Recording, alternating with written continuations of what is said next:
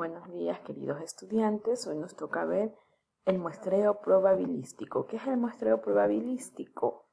El muestreo probabilístico, en ocasiones, tu interés como investigador es comparar tus resultados entre segmentos, grupos o nichos de la población, porque así lo señala el planteamiento del problema. Por ejemplo, efectuar contrastes por género entre hombres y mujeres en determinadas investigaciones o comparar pymes por giros, alimentos, tiendas de abarrotes, ropa, talleres para automóviles, artesanías, etc., en un estudio realizado en una ciudad. Si la selección de la muestra es aleatoria, tendrás unidades o elementos de ambos géneros y rubros respectivamente. No hay problema, la muestra reflejará la población. Pero a veces te pueden interesar grupos que constituyen minorías de la población, entonces la muestra es aleatoria, simple, entre paréntesis más, que son su significado, ¿no? Muestra aleatoria, simple, y resultará muy difícil elegir casos de ellas. Imaginemos que te interesen personas de todas las religiones para comparar los niveles de espiritualidad y religiosidad. Pero en la ciudad donde efectuarás el estudio, la mayoría es, por ejemplo, predominantemente católica, con lo que esta muestra aleatoria simple es casi seguro que no elija individuos de otras religiones o solo unos cuantos. No podrías efectuar los contrastes. Quizás tengas 300 católicos y 10 de las demás religiones. Entonces, en cuanto se prefiere obtener una muestra probabilística estratificada, el nombre nos dice que será probabilística y que se considerarán segmentos de esta población, o lo que es igual, estratos de la población. Otras situaciones semejantes serían niveles socioeconómicos o jerárquicos. En las organizaciones con la muestra aleatoria simple será difícil que selecciones individuos de los estratos más elevados, o en el caso de modelos de calidad, donde se pretendan comparar organizaciones que usen normas ISO 9000 versus las basadas en ISO 14000. La enorme mayoría de ellas implementará algún tipo del primero y solamente grandes empresas con un sentido de responsabilidad y recursos la segunda. Ejemplos de estratos en la variable religión serán católicos, cristianos, protestantes, judíos, maometanos, budistas, etc. Y de la variable grado, nivel de estudios, preescolar, primaria, secundaria, bachillerato, universidad o equivalente y posgrado. Podemos tener estratos por diferentes tamaños de empresas, niveles de ventas de tiendas departamentales, tipos de enfermedades genéricas y específicas, grados de desarrollo de estas, etc. Cuando tienes estratos semejantes o no muy dispares, puedes considerar a cada segmento como un universo, aplicar la fórmula de tamaño de muestra para cada estrato y elegir las unidades que las subprograman con números aleatorios. La selección de casos para las muestras de los estratos puede ser o no proporcional de acuerdo al tamaño de estas, pero si hay disparidad o buscas una precisión, puede aplicar el procedimiento del siguiente ejemplo. Supongamos que pretendes realizar un estudio con directores de recursos humanos para determinar su ideología y políticas de trato de los colaboradores de sus empresas. Imagina que tu universo es de 176 organizaciones con directores de recursos humanos. Al usar Stats, que es un software, determinarás que el tamaño de tu muestra necesaria para representar la población sería de n igual a 290 directivos y agregarlos a reemplazos. Por si alguien no responde lo requerido, pero asumimos que la situación se te complica y que debes estratificar esta n con la finalidad de que los elementos muestrales o las unidades posean determinado atributo.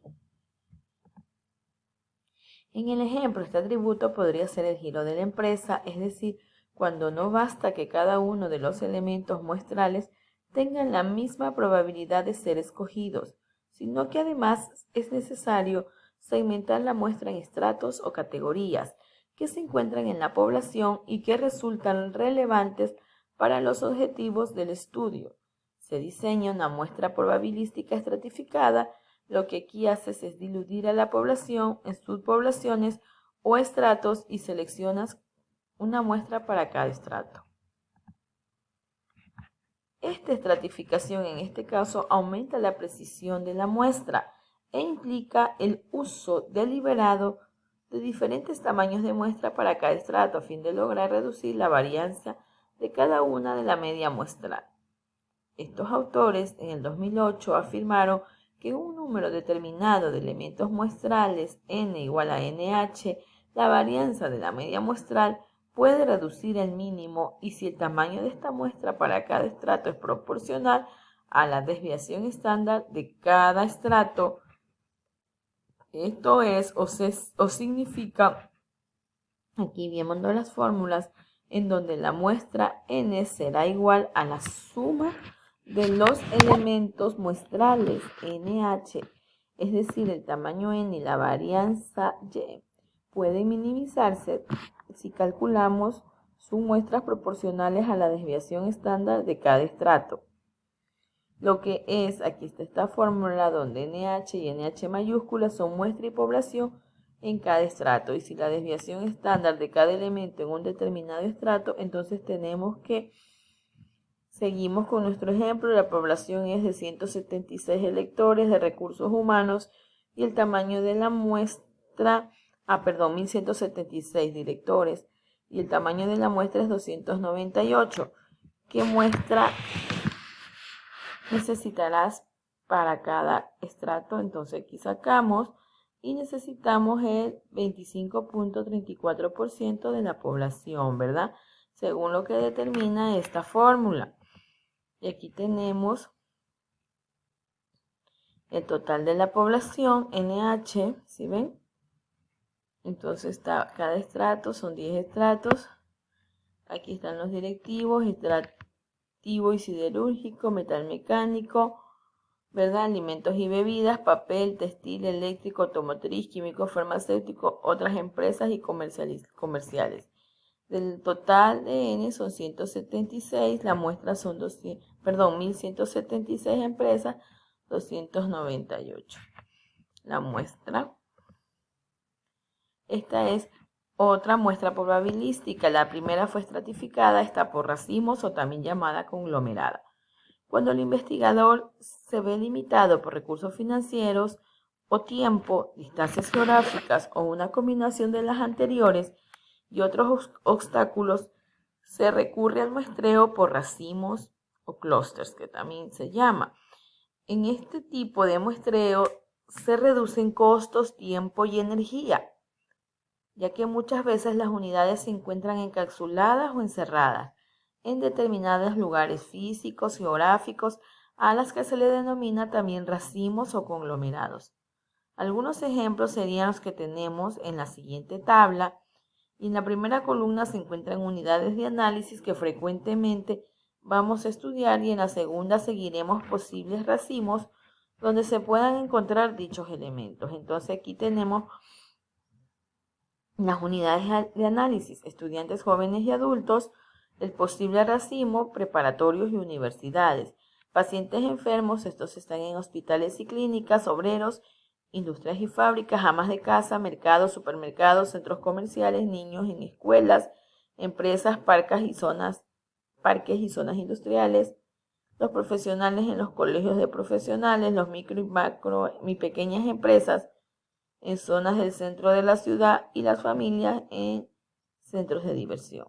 Entonces, sí tenemos ejemplos de unidades de análisis con sus posibles conglomerados o racimos, ¿verdad? Muestrear por racimos implica diferenciar entre la unidad de análisis y la unidad muestral. La unidad de análisis indica quiénes van a ser medidos, es decir, los participantes, o en este caso pueden ser, ¿qué cosa? Una instancia que vamos a aplicar el instrumento de medición. La unidad muestral en este tipo de muestras se refiere al racimo por medio del cual se logra el acceso a la unidad de análisis. El muestreo por racimo supone una selección en 2 o más etapas, con todos procedimientos probabilísticos. En la primera se seleccionaron los racimos siguiendo los pasos ya señalados de una muestra probabilística simple o estratificada, en las fases subsecuentes y dentro de estos racimos se seleccionaron casos que van a medirse. Para ello se hace una selección que asegure todos los elementos del racimo tienen la misma probabilidad de ser elegidos. ¿Qué significa esto? Que, por ejemplo, en una muestra racional de ciudadanos de un país por clúster o racimos podríamos decir o elegir al azar una muestra de estados, provincias o departamentos. Esa sería la primera etapa. Luego cada estado o provincia se convierte en un universo y selecciona al azar municipios. Segunda etapa, cada municipio se considera un universo o población y se eligen al azar comunidades o colonias. Tercera etapa, cada una de estas se concibe como universo y un nuevo al azar se elige manzanas o cuadras. Cuarta etapa, por último, se escogen al azar viviendas, hogares e individuos. Sería la quinta etapa y luego se puede usar la aleatoria simple, la muestra para cada fase, ¿verdad? En ocasiones se combinan tipos de muestreo, por ejemplo, una muestra probabilística estratificada y por racimos, pero siempre se utiliza una selección aleatoria que garantice que al inicio del procedimiento todos los elementos de la población tienen la misma probabilidad de ser elegidos para integrar la muestra. En el centro de recursos, en la línea, en el material complementario, documentos de fórmulas, cálculo de la muestra, se proporciona un ejemplo que comprende varios de los procedimientos descritos hasta ahora. Ilustra de manera frecuente cómo se hace una muestra probabilística estratificada y por racimos. Ya sabes, tamaños y otros marcos muestrales. Ya sabes cómo se puede determinar el tamaño de la muestra y conoces los procedimientos probabilísticos para seleccionarla. Pero con el propósito de detectar personas específicas, documentos concretos o unidades que se van a analizar, se requiere algo más que previamente se sugirió, el marco muestral. Esto constituye un marco de referencia que se permite identificar físicamente los elementos de la población con la posibilidad de enumerarlos y por ende seleccionar las utilidades muestrales. Los casos de esta muestra, los números aleatoriamente te proporcionarán un stats y otros mecanismos, ¿verdad? Según Morgan y Sudman, 1976. Normalmente se trata de un listado existente o patrón que es necesario confeccionar especialmente para la investigación con utilidades de la población. Los listados de una población pueden ver una o más variadas guías, listas de directorios, directorios especializados, listados oficiales, escuelas de la zona, bases de datos de alumnos, de universidades, de clientes, de empresas, registros médicos, inventarios, directorios de pymes, MIPYMES, catastros, nóminas de organizaciones, patrones y exportadores, inventarios de productos y almacén, mapas de Google. En todo caso hay que tener en cuenta lo completo de una lista, su exactitud, veracidad, fiabilidad, actualización y su nivel de cobertura en relación con el problema que se investiga y la población que va a medirse, ya que todos estos aspectos influyen en la selección de la muestra. Por ejemplo, para algunas encuestas se considera que el directorio guía telefónica es muy útil. Sin embargo, hay que tomar en cuenta que muchos números no aparecen porque son privados. Además que hay hogares que no tienen teléfono. La lista de socios de una agrupación como la Cámara Nacional de la Industria de Transformación en México, la Confederación Española de la Pequeña y Mediana Empresa, la Asociación Dominicana de Exportadores o la Cámara Nacional de Comercio, Servicios y Turismo de Chile no serviría, ¿verdad? Si el propósito de este estudio fuera, por ejemplo, conocer la opinión de todas las asociaciones respecto a una medida gubernamental. Pero si el objetivo de la investigación es analizar la opinión del sector patronal o empresarial del país respecto a algo, el listado es una sola asociación. No sería adecuado por varias razones, es decir, otras sociedades empresariales y las asociaciones voluntarias y toda empresa pertenece a ellas. En esta situación, lo correcto sería formar una nueva base de datos fundamental en listados existentes de las asociaciones, patrones